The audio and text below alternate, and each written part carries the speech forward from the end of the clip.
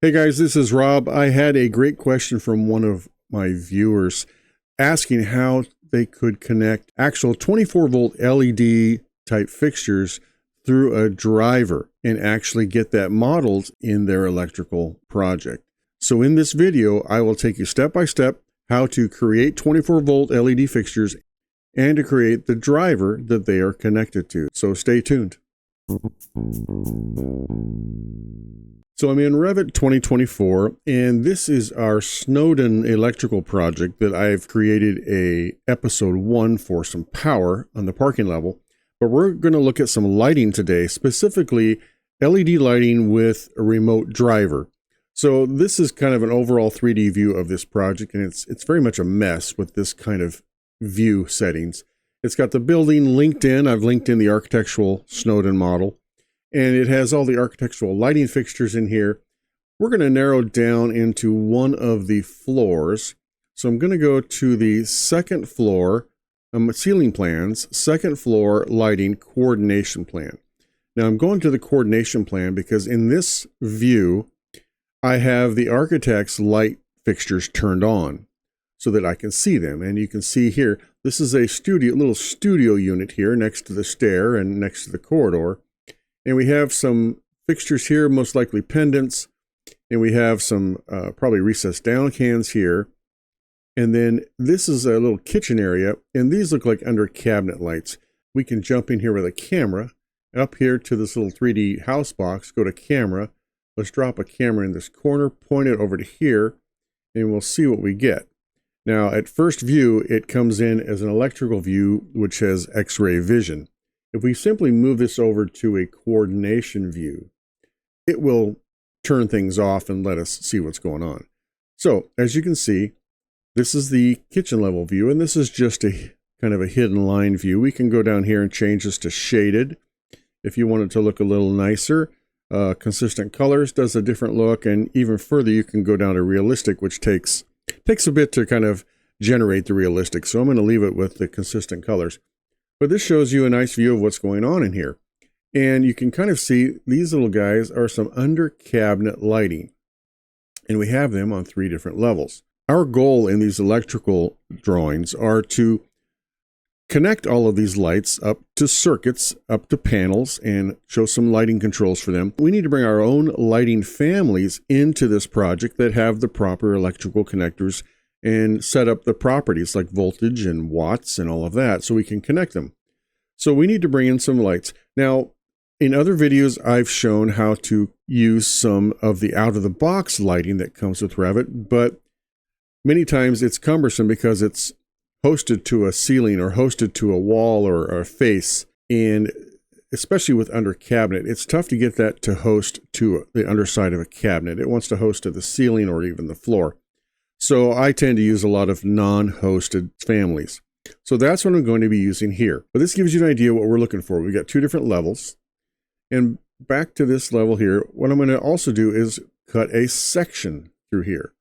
Go up to the little section box and cut a section right here. We can cut a section wherever we want. And then double click the head and it'll give you a section that's the entire building. And we can narrow this down if we want to. But we have clear from the parking to a bunch of level 1s to level 2. And then you start seeing our little kitchen. And here's our little lights. So we have one at this height and one at that height. Now it gets kind of blobby at this scale. We can change the scale to something like 1/2 inch. And that will help with some of the line thickness. You can also go up here and hit the thin lines just to make everything thin. So I'll keep the thin lines on for now. But we're going to bring fixtures in and put them in these locations. So I do that in plan view. What I'm going to bring in is my non-hosted light fixture. And I have a bunch of different lights. I've got tracks and track cylinder heads. And I've got here a ER light surface linear non-hosted. And I put the release 22 so I know which version I'm in. And I can use 22s in a 24. So I'm going to drag this in, just holding it down, and use it like a palette. And now I bring it in here, and I can't see the light fixture. I see an insertion point. Well, the way this view is set up is the cut plane is up around 4 feet, and then it's looking up from there. So if my fixture is at 0 right now from level, it's on the floor. So I need to get a height to this. Now that's a good point, is what height do I want? Let's put 4 feet for now, just so I can see the thing. There it is. And as you can see, it's kind of big, and I'll turn these thin lines back off. It's kind of larger than we want, but it's adjustable. Let's go back to our section, and let's see what mounting height. There's our fixture, and we can change the mounting height here in the section view if we want, like that. And it puts it at 4'6". So that's one nice way we can deal with this. So we'll put it at 4'6", back to the view, and we can move it around left and right. But we have it at the right height. Now we need to set it to the right width. Now this fixture is set up so that the height is a instance parameter, and where this little connection circle is shown is also an instance parameter, so I can move it around. But the length and width are set up as type parameters, because maybe I want this to be type L5, that is a certain length of fixture, and then the L6 may be a longer fixture. So it's a type parameter. They are type parameters for the dimensions. So let's go into the type parameters right here, edit type. And under dimensions, we have height, length, and then there's a symbol size for that light source, which we keep small, and then the width. If I make it too small, it's going to be hard to see in my plan view. So you have this kind of an argument between making it actual size to look right in the 3D model versus large enough symbol to see in my plan. So it's somewhere between the two. The height, I can make it 1 inch.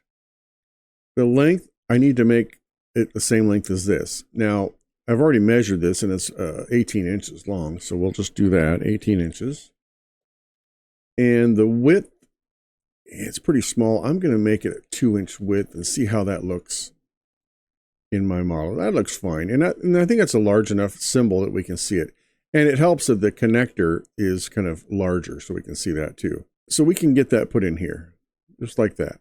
And in section, it matches. So we want to make sure that we have this actually a fixture type name. So let's make sure before we go any further that we rename this one to be like an L5.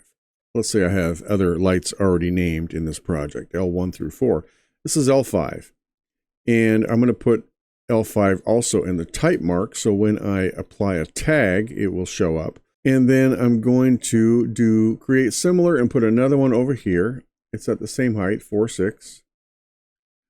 And then I need one in the middle, so I'm going to create similar and put it here. But I need to make this a different type because it's going to be longer. Looks like it's about a 2 foot. So let's go to edit type.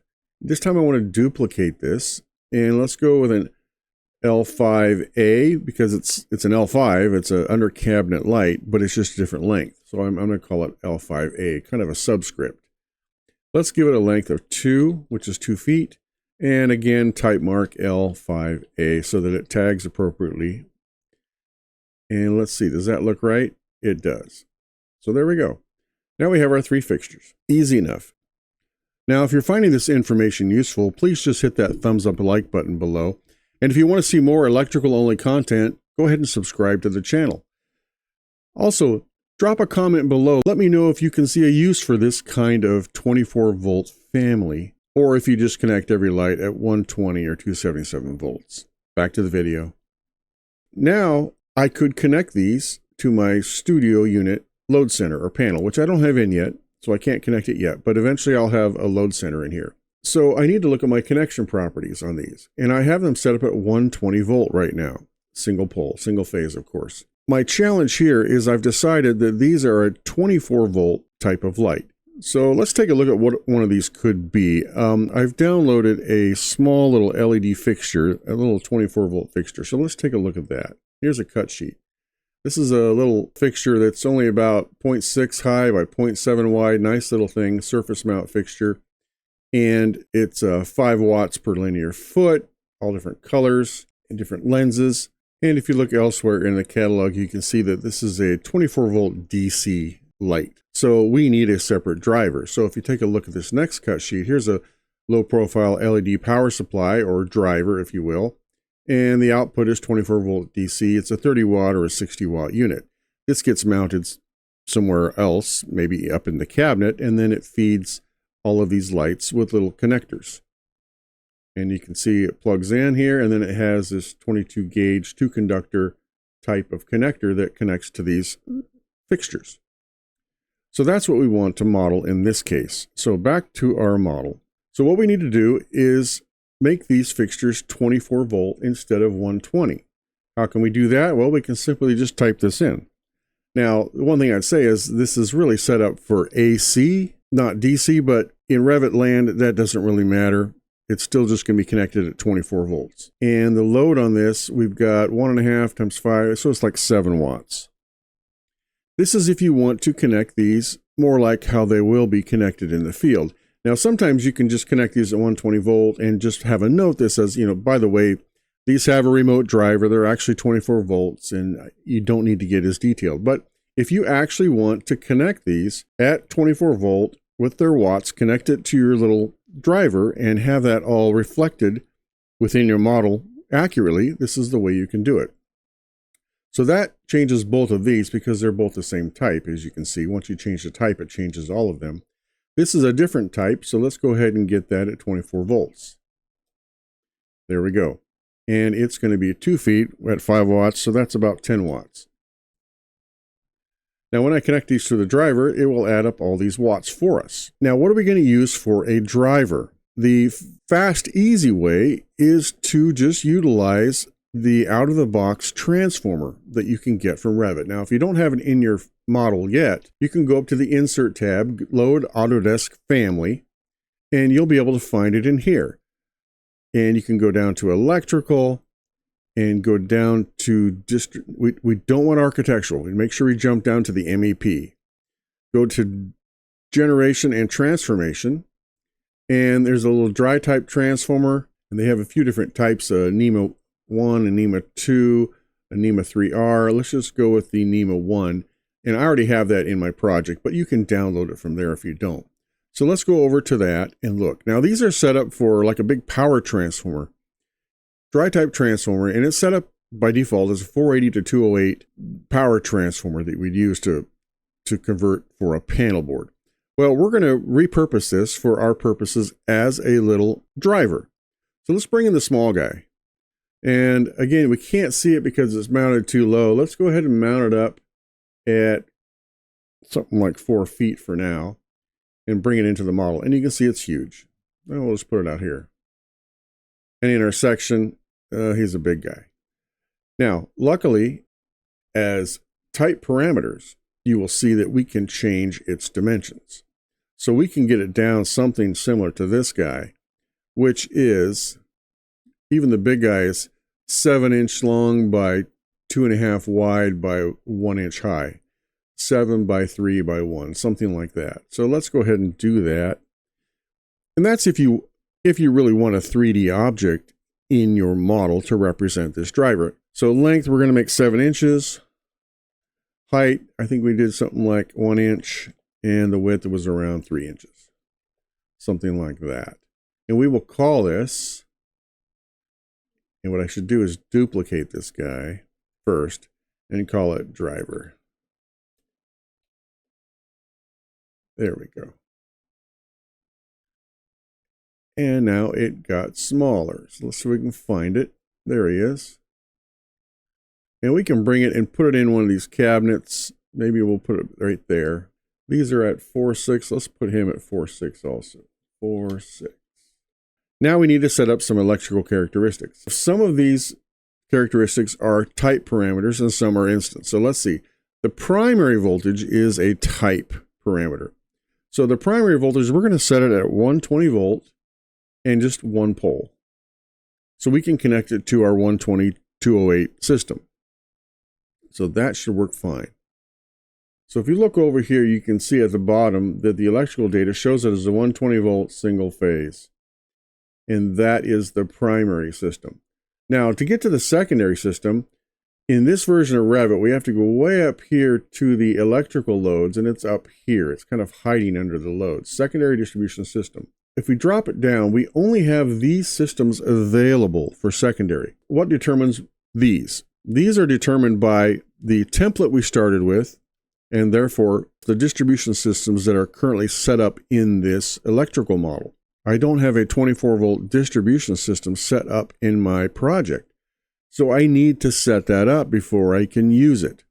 So let's jump over to that. Manage, MEP settings, and we'll go to electrical settings, and then go down here to distribution systems. Right there. Here's those 4 that we already have. We have some single-phase and 3-phase systems. We need another single-phase system at 24 volt. You may find you need this for a solar PV system as well. So there's other systems that may be lower voltage or other battery systems. So we can add this new name and we'll call this 24 volt. 24 volt. And we can call it DC even though it's AC. It's single phase. Configuration is 2-wire. Line to line voltage. Well, because it's single phase, it's not line to line. It's only not line to neutral, or what they call line to ground. So this here will be 24. Now we have to type this in. 24. Now, why won't it let us type in 24? That's the next piece of this. Back to MEP settings, electrical settings, voltage definitions. Now, see, we don't even have 24 volts assigned as a voltage yet. So we need to add that as well. So you can see the kind of the complication in doing this 24 volt system. But if you do need this in your projects, you can set this all up once in your electrical template, and then you have it from then on. So, this is a one-time thing if you set it up properly. 24, that's the name. Now, the value is also going to be called 24 volt. Now, the minimum, this sets up a range, and it's about probably like a 10 volt swing either way. We can do a 2 volt swing. Let's go a 22 minimum to a 26.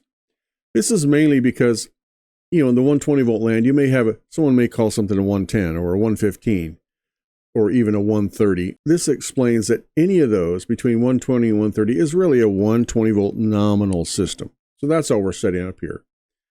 But we need to set this up before we can deal with the distribution system. So back to electrical settings.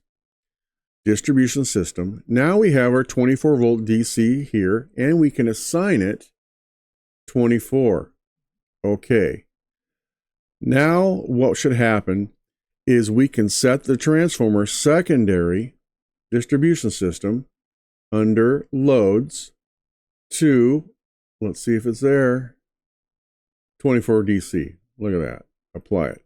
Now this driver is set up for 24 volt DC. Now we can take this 24 volt load and we have a power button up here, which means upstream we can connect it. We can connect this to our, now we don't have a name for this thing yet. So we need to name this guy. Let's call it D1 for driver 1 because we may have other drivers in this model. Now it's ready to be connected to a panel, but we're not doing that yet. And if we take a look down here, we can see that this is really a primary distribution system. And I wish it said that, but none. So we don't have any available, even though this 120 volt primary should connect to a 12208 distribution system. REVIT's kind of picky, and it's looking for an actual 120 volt single phase distribution system as well. So we need to go back into, again, this can all be done in your template, so we do it once. But let's go back into Manage, MEP Settings, Electrical Settings, and we need to add a 120 volt single phase, not just 12208. So here we go again, 120 volt, single, 2-wire, line to ground is 120. So let's see if that makes it happy. Go into here. Now we can set the distribution system up for a 120 volt system. There we go. Now this should let us connect this to D1, and there it is. So I'm connected it to D1. Hallelujah, it worked. So that's connected to D1, and we can connect the rest of these to D1 as well. So if we hit the tab, we're selecting the circuit, and like any other circuiting, now we're just connecting 24 volt circuiting. We can edit the circuit, and by default, we're adding to circuit this fixture and this fixture. Finish editing the circuit. Now, Those are all connected. And if you click on D1, you can see it has load in here. There's 24 VA connected to it. And it's applied a 125 demand factor because it is actually lighting. And that can all be changed if you want it at 100%. But this is the default. So it's showing 24 VA on this driver. And then we can connect this driver to a panel. And if we actually want to show the wiring and such and tags, we can go to our actual view, not the coordination view, but the actual floor plan view. And then we can start doing some tab over it to get to the circuiting, draw some arc wires if we like. And we can start showing some connections that way and get all of this drawn in like we want. Again, at 1/8 inch, it gets a little busy. But we can go ahead and move these how we like. Maybe show it circle to circle. And as you know, REVIT's automatic wiring feature can be a little cumbersome, but we'll get it how we want right there. Something like that. And we can also put some tags on these with no leader. I may tag this as a D1 for driver 1, and then these fixtures. So this is set up by default to label the circuit of that fixture. And I want to change that to, this is the panel circuit tag. I want to change this to a fixture type tag standard. There we go. So now we have the L5, and I want to right click this to say create similar so that I have L5A, and this guy's an L5. So something like that. And I just recalled this fixture. I forgot to put it up at 5/6. So if I want to look at it in my 3D, it will look right. And there's my fixtures, and they're right on top of the other fixture. And my driver's hidden away in a cabinet. We can maybe put it up in this cabinet. So that's how we can show that all connected. And we've got all of our 24 volt and 120 volt systems set up. Now, like I was saying, you could also just go and make a symbol with this electrical connector to be the driver and not have to have this 3D element. But I will leave that for a future video if anyone is interested. But for now, this is how you can hook up your actual 24 volt LED fixtures to a driver. If you found this helpful, take a look at this next video I've got linked on the screen here for another electrical REVIT lesson. Thanks for watching.